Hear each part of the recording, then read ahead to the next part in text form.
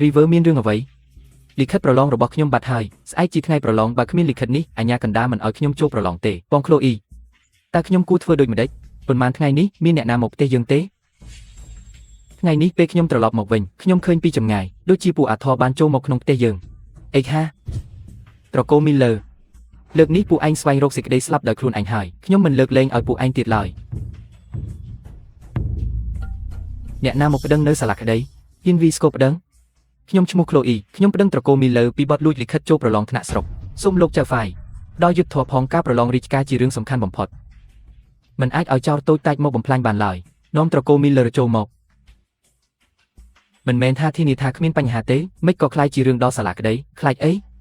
ខ្ញុំដោះស្រាយបានអ្នកដែលឈរនៅមុខសាលាក្តីដឹងទេថាខ្លួនប្រព្រឹត្តបទល្មើសអ្វីលោកចៅហ្វាយខ្ញុំអយុត្តិធម៌ណាស់ Chloe និងគ្រួសារនាងមានបំណងអាក្រក់ដំបូងនាងបង្ខំបំបែកគ្រួសារ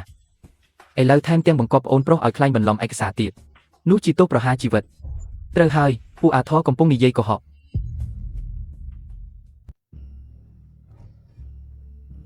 ការប្រឡងចិត្តចាប់ផ្ដើមហើយបើយើងពន្យាពេលរហូតដល់ការប្រឡងចាប់ផ្ដើម River នឹងមិនអាចចូលសាលាប្រឡងបានទេដល់ពេលនោះលិខិតចូលប្រឡងក៏គ្មានតម្លៃអ្វីទៀតដែរចាំមើលទៅថាឯងអាចធ្វើអ្វីខ្ញុំបានលោកចៅហ្វាយចាប់តាំងពីរាជវង្សយើងបង្កើតមកបេក្ខជនក្មេងជាងគេដែលជាប់មានអាយុត្រឹម13ឆ្នាំប៉ុណ្ណោះនោះជាទេពកោសល្យដែលកុំរកបានក្នុង100ឆ្នាំក្មួយស្រីខ្ញុំ Chloe ដើម្បីយកឈ្នះត្រកូល Miller ដំបូងបំបែកគ្រួសារហើយបន្ទាប់មកខ្លាញ់បន្លំឲ្យប្អូនប្រុសអាយុ12ឆ្នាំចូលប្រឡងថ្នាក់ស្រុកវាគួរឲ្យអស់សំណើចណាស់ទោះយើងក៏ដោយក៏មានសិលធម៌គ្មានថ្ងៃធ្វើរឿងបែបនេះឡើយមិនឆ្ងល់ទេពួកអាធរខំរៀនអស់ជាច្រើនឆ្នាំនៅតែប្រឡងមិនជាប់ព្រោះកម្លាំងទាំងអស់របស់ពូយកទៅប្រើសម្រាប់បង្វែរខុសឲ្យខ្លាចជាត្រូវនិយាយសម្ដីឥតបានការខ្ញុំអត់ទេលោកអាចទៅសួរលោកនាយក Sterling នៅសាលាបានលោកនឹងប្រាប់ការពិតសាលានិងសិស្សខុបខិតគ្នាលួចកន្លែងប្រឡងគឺជារឿងកើតមានជាញឹកញាប់ម្យ៉ាងទៀតការប្រឡងចិត្តចាប់ផ្ដើមហើយឥឡូវនេះតើមានអ្នកណាអាចមកធ្វើសាក់សេឲ្យពួកឯងអញ្ចឹងនេះហើយជាផែនការរបស់ពួកឯងគឺចង់អូសបន្លាយពេលរហូតដល់ការប្រឡងចាប់ផ្ដើមដើម្បីឲ្យពួកយើងធ្វើអ្វីមិនបានទៅហៅលោកសាការីមកឲ្យលឿនក្មេងអុកតញូនេះលោកចៅហ្វាយគ្រាន់តែឆែកផ្ទះត្រកូល Miller ទៅបារ៉ុកឃើញលិខិតនោះការពិតនឹងបង្ហាញឯងចង់ឆែកក៏ឆែកចុះតែបារ៉ុកមិនឃើញវិញ Chloe នឹងជាប់ទោសពីបទប្តឹងបំភាន់និងបោកប្រាស់លោកចៅហ្វាយតាមច្បាប់ត្រូវទទួលរំពាត់100ដងនិងបង្ខំឲ្យធ្វើប្រកម្ម1ឆ្នាំខ្ញុំនិយាយត្រូវទេលោកចៅហ្វាយត្រូវហើយ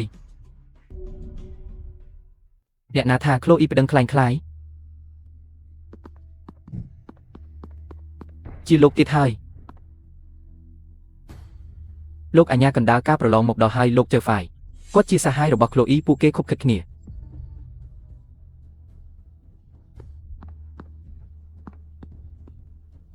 មិនដឹងថាលោកអធិការកំពុងយាងមកទេសូមអភ័យទោសលោកចៅក្រមសូមអភ័យទោសចំពោះការខ្វះសុជីវធម៌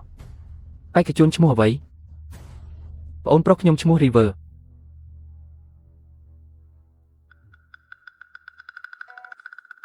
នៅទីនេះបន្ទប់ប្រឡងទី5ជួរទី2កៅអីលេខ3អាធើឯងហ៊ានណាស់ហ៊ានមើងងាយរាជការអាធើប្រមាថអំណាចរាជការមើងងាយច្បាប់នៃកូអាល់ដិនវាយ100រំពាត់បញ្ជូនទៅព្រំដែនឆ្ងាយ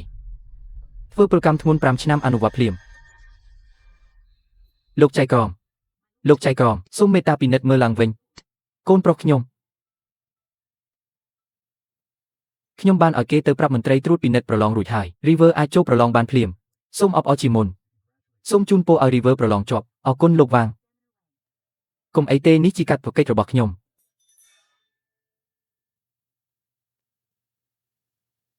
ការប្រឡងចិត្តចាប់ផ្ដើមហើយអ្នកទាំងអស់គ្នាទៅសាលាប្រឡងមុនចុះយើងទៅមុនហើយសូមសំណាងល្អលេហើយធូរចិត្តណាស់អរគុណលោកសាការីម្ដងទៀតពិតព្រះអង្គមានសារពីរាជវាំងទ្រង់ត្រូវយាងត្រឡប់ជាបន្ទាន់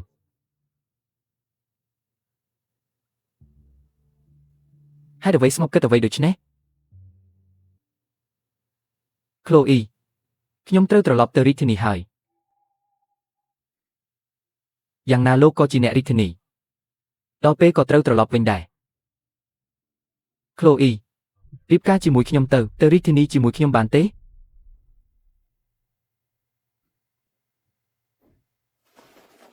ខ្ញុំធ្លាប់លើពាក្យថាបើខ្ញុំនឹងរៀបការជាមួយអ្នកច្រើនដងណាស់តែគ្មានលើកណាខ្លាយជាការពិតឡើយសម្រាប់ខ្ញុំពាក្យរៀបការលែងមានន័យហើយ អ្វីដែលបាននិយាយក្នុងរទេសកាលពីថ្ងៃមុនសូមកុំយកមកគិតខ្លាំងពេកលោកសាការីគិតអ្វីស្ងប់នឹងលោកសាការីចិត្តចេញដំណើរហើយមិនគួរអញ្ជើញខ្ញុំញ៉ាំអាហារលាម្ដងទេបាន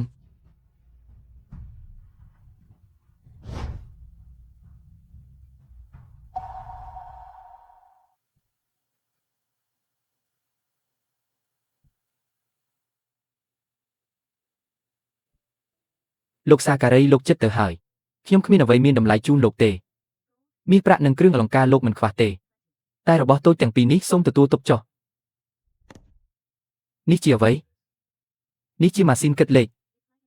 វាដូចអាប៉ាតែប្រាងាយជាងលោកសាការីប្រើកញ្ញាបញ្ជីប្រាក់ងាយណាស់មើលចុះវាអាចលេងភ្លេងបានទៀតពីមុនខ្ញុំចូលចិត្តសំឡេងម៉ាស៊ីនគិតលេខណាស់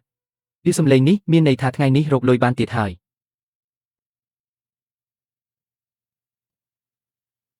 ចំណែករបស់នេះត្រូវរក្សាឲ្យល្អវាអាចជួយសង្គ្រោះជីវិតលោកបាន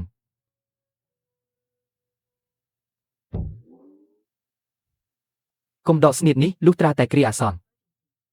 ដូចជាមានគេចង់កាត់ក្បាលលោកឬចិត្តបាត់បង់ជីវិតអញ្ចឹងដកស្នៀតនេះរួចបោះទៅលើត្រូវខ្ញុំយល់ហើយរបស់ទាំងពីរនេះខ្ញុំនឹងរក្សាវាឲ្យបានល្អក្លូអ៊ីអ្នកពិតជាមិនព្រមទៅរាជធានីជាមួយខ្ញុំមែនឬទៅរាជធានីរៀបការជាមួយលោកបង្កើតគ្រួសារមានកូនហើយជាប់នៅក្នុងចំណោមជញ្ជាំងគេហដ្ឋានពេញមួយជីវិតមិនមែនអីចឹងទេទៅរាជធានីហើយអ្នកនៅតែអាចរកស៊ីដោយសេរីខ្ញុំនឹងជួយអ្នកមិនយូរទេអ្នកនឹងឈរជើងបានយ៉ាងរឹងមាំនៅរាជធានី